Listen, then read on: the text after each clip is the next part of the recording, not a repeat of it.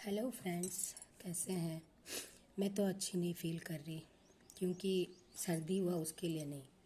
आज सुबह मैंने टीवी पर एक न्यूज़ सुनी थी जो नई दिल्ली में स्टैबिंग हुआ फिर से, और उसमें 18 लोग से ज़्यादा मरे होंगे, लेकिन प्रशासन तो 18 बोल के बोल रहा है। ये सुन के मुझे बहुत दुख महसूस हो रहा है कि क्यों लोग ऐसे खाली पानी में नहाने के लिए इतना अपना जान तक देने के लिए ऐसे पूरा ये कर रहे हैं। मुझे समझ में नहीं आ रहा है। मैं तो बोलती हूँ नहीं करो ऐसे, क्योंकि आपकी घर में आपके आने का इंतज़ार करने वाले कितने हैं आप जानते हैं।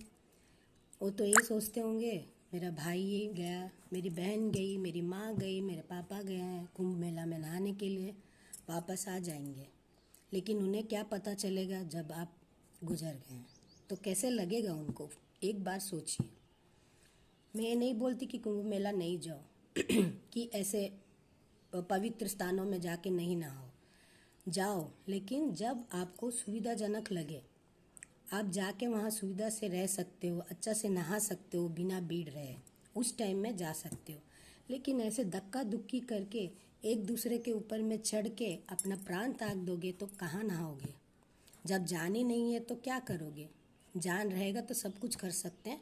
ये साल नहीं तो फिर 12 साल बाद तो फिर आए गई। हाँ, आपके पास एज नहीं है, हाँ हम अभी चले जाएंगे, बूढ़े हो गए हैं तो नहाना ज़रूरी है, ऐसे बोलेंगे तब तो मुश्किल है।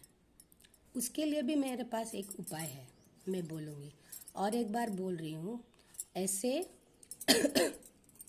सॉरी, हड़बड़ी में जाके अपना जान मत त्यागिए। बड़े लोगों का कहना है जान है तो जहान है ना।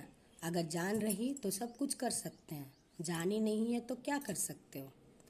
तो मैं ये बोलना चाहती हूँ, मैं भी गई थी ऐसे कुंभ मेला में तो नहीं, पुष्कर में गई थी, विजयवाड़ा का पुष्कर, कृष्णा नदी का, उसमें गई थी। उस वक्त भी सेम यही परिस्थिति था। हम लोग रायगढ़ से ट्रेन पकड़े थे, वहाँ पर सब अच्छा खासा पूरा एकदम खाली था ट्रेन। हम सोचे चलो मज़े में कट जाएगा हमारा ट्रैवलिंग। पर जैसे विजयनगरम आया, विजयनगरम में इतना भीड़ चढ़ा कि पैर रखने का जगह नहीं था। उसी टाइम टीटी आया और बोलता है कि ये आपका सीट नहीं है, आपका 2 बोगी छोड़ के जाना है। तो मैं अपना सास, बड़ी ननंद और देवर के साथ गई थी। उनको मैं उस भीड़ में से कहाँ से उठा के ले जाऊंगी और वो बोगी में लेके जाऊंगी। अब वहाँ पर जिसका रिजर्वेशन हुआ वो लोग आ गए, वो बोलते हैं उठो यहाँ से, ये हमारा सीट है। तो मुझे इतना मुश्किल हुआ, आप पूछोगे नहीं कि उनको लेके दूसरा बोगी में जाना, लगेज लेके जाना, गीच के, इतना हम लोगों को परेशानी हुआ ना। तब से मैं कान पकड़ ली कि कहीं भी ऐसे मेला में नहाने के लिए नहीं जाना है। उसके लिए मैंने एक उपाय भी सूझ लिया है उसके बाद आप जानते ही होंगे, साउथ के फेमस चागंट कोटेश्वर राव बोल के एक कहानी वादक हैं, वो अच्छा से पूरा एकदम एक्सप्लेनेशन करते हैं उन्होंने भी एक मंत्र बोला था, और इंडिया टीवी में आता है, वो क्या बोलते हैं, वो जातक उतक बोलते हैं, कालचक्र बोल के, उनका मुँह से भी मैंने सुना था कि अगर आपको नहाना ही है, इतना ही ज़रूरी समझते हैं, घर में रह के आप नहा सकते हो। समझे कैसा, मैं बताती हूँ सॉरी, कैसे मैं बताती हूँ। ब्रह्म मुहूर्त के टाइम में बोलते हैं कि गंगा मैया जो है हर पानी में रहती है। गर्भ जल बोलते हैं ना, गर्भ जलाशय में, नदी में, समंदर में, कुओं में, सब जगह गंगा मैया बहती है।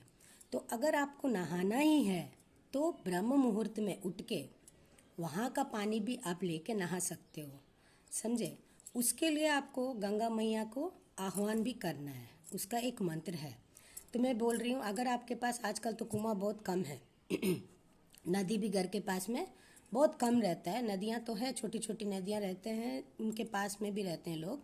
अगर आपके पास में फैसिलिटी नहीं है, बोरिंग तो होगा घर में, तो बोरिंग से आप पानी निकाल लीजिए, बोरिंग से बाल्टी में, और बाल्टी में से पानी, थोड़ा सा पानी, देखिए ऐसे ऐसे हाथ में ऐसे करके पानी ले लीजिए।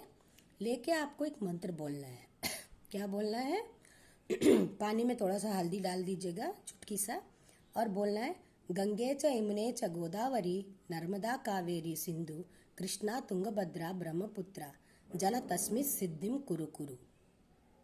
जला तस्मिन् सिद्धिं कुरु कुरु। ऐसा बोल के वो पानी को सर के ऊपर में 3 बार डाल लीजिए। वैसे तो बोलते बोलते तो पानी तो बाल्टी में गिरेगा ही। गंगा मैया उसी में आपको अदृश्य रूप में वो पानी में आके उनको आना ही है। वो मंत्र का पावर ऐसा है। तो गंगा मैया आप जैसे वो मंत्र पढ़े, आपका काली गंगा मैया नहीं, कितना सारा मैं नदी का नाम पढ़ी हूँ, सुने है ना, वो सब नदियों को आपके पास में आना ही है।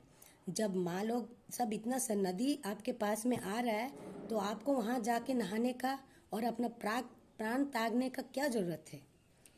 वही मैं आपको समझाने की कोशिश कर रही हूँ माय फ्रेंड्स। प्लीज़ ऐसा गलती मत कीजिए। ये मंत्र बोल के नहा लीजिए तो आपको गंगा में नहाने का फल मिलेगा। ब्रह्म मुहूर्त में उठ के एक काम कर लीजिए, वहाँ पर जाके नहाने का ज़रूरत नहीं है। मैं बोल रही हूँ एक पवित्र स्थल है, वहाँ जाके नहाने से ज़्यादा पुण्य मिलता है। ऐसा किस लिए? गंगा में नहाने से ही तो पुण्य मिलता है ना। तो आप यहीं पे कर लो, अपने घर में गंगा माँ का आह्वान करके नहा लीजिए। मेरा बात मान के प्लीज़ अपना फैमिली मेम्बर्स के लिए सोचिए एक बार, ऐसा सब गलत कदम उठाने से पहले। मैं आपसे फिर से रिक्वेस्ट करती हूँ, प्लीज़ ये वीडियो जितना हो सके उतना शेयर कीजिए ताकि बाकी लोग थोड़ा इसको देखें और समझें और जाके ऐसा अपना प्राण त्यागे नहीं। क्योंकि अभी शिवरात्रि आ रहा है, लास्ट वही नहाना है, तो फिर से मेरे को मालूम चल जाएगा। अभी तो 2 बार हो चुका है स्टैबिंग और कितना जन मर भी चुके हैं। तीसरा बार ये नहीं होना चाहिए repeat. So please my viewers, please जितना हो सके उतना शेयर कीजिए। इस मंत्र को पढ़ के अपने घर में ही उस पुण्य को ले लीजिए, गंगा माँ को बुला के, ठीक है। विनती करती हूँ, प्लीज़ प्लीज़ प्लीज़ जितना हो सके उतना शेयर कीजिए ताकि बाकी लोगों को पता चले और अपना जान गंवाए नहीं अपना प्रियजनों के लिए, ठीक है।